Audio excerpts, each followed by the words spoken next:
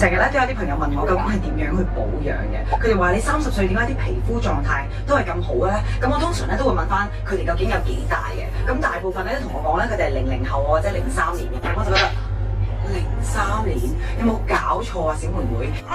你不是開玩笑吧？你都唔夠20歲，抗乜嘢老咧？咁所以大家咧記得一定要理性去護膚。20歲之前，我哋嘅皮膚嘅自我修護能力咧係非常之好噶。如果冇其他嘅問題嘅話咧，我覺得你哋基本上日常咧做好啲保濕啊或者修護啊同埋防曬咧，其實就已經好夠噶啦。今日就同大家分享3個啦，可以令到20歲到35歲嘅你咧睇起嚟比同年嘅人咧更加後生嘅尖子生。咁我之所以咧就將呢一個範圍咧框到咁大咧，確實咧係因為有啲20出頭嘅你哋咧睇起嚟咧嗰個面部嘅狀態咧都可能會冇30歲嘅人咁好嘅。怎麼感覺變你們？咁所以大家咧要根據自身嘅需求咧去理性種草啦。咁第一個咧同大家推薦嘅咧就係呢一個啦，嬌韻詩嘅雙萃眼部精華。咁佢有一邊嘅眼精華咧係含有和心精髓等多種嘅精髓嘅，咁就可以有效咁去改善你眼部嗰啲肌膚鬆弛啦，同埋可以預防眼紋啦同埋黑眼圈嘅。佢另外一邊嘅眼霜咧就含有高濃度叫做薑黃酮嘅，咁對於淡化你嘅眼紋啊同埋黑眼圈咧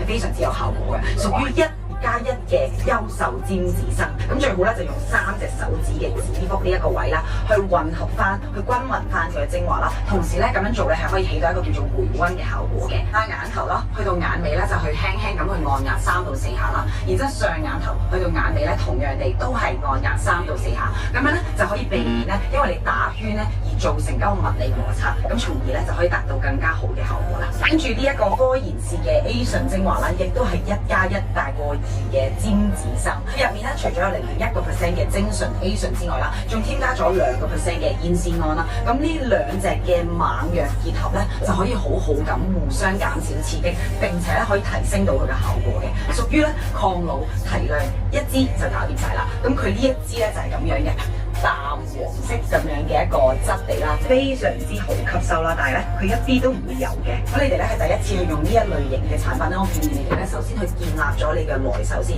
咁啱開始咧就隔2日去用1次啦，後面咧就根據你自己嘅皮膚狀態啦，逐步咁每1日都去用嘅。咁因為 A 醇咧佢係具有一個叫做光敏性嘅，所以咧我會建議大家咧夜晚去使用嘅。如果大家有睇我前2期嘅視頻嘅話咧，應該對於佢咧一啲都唔陌生噶啦。咁咧佢就係珀萊雅嘅紅寶石面霜啦。咁咧佢就係主打生態嘅一款抗老產品啦。無論咧係成分啊定係膚感方面咧，一啲咧都唔會輸俾嗰啲幾千蚊嗰啲價位嘅。呢一個咧可以話佢係喺同價位入面嘅級別啦。你長期使用咧可以淡化到我哋大表情產生嘅嗰啲法令紋啦，同埋魚尾紋等等嘅表情紋嘅。佢係乳霜咁樣嘅質地嘅。咁因為佢嘅價錢啦比較親民啦，所以咧就算我攞嚟去搽頸咧，我都唔會心痛嘅。好啦，最後都係嗰句啦，大家一定要記得根據自己自身嘅需求啦，理性咁去護膚嘅。我哋今日嘅視頻就喺呢度啦，祝大家有美好嘅一日，我哋下一個視頻再見。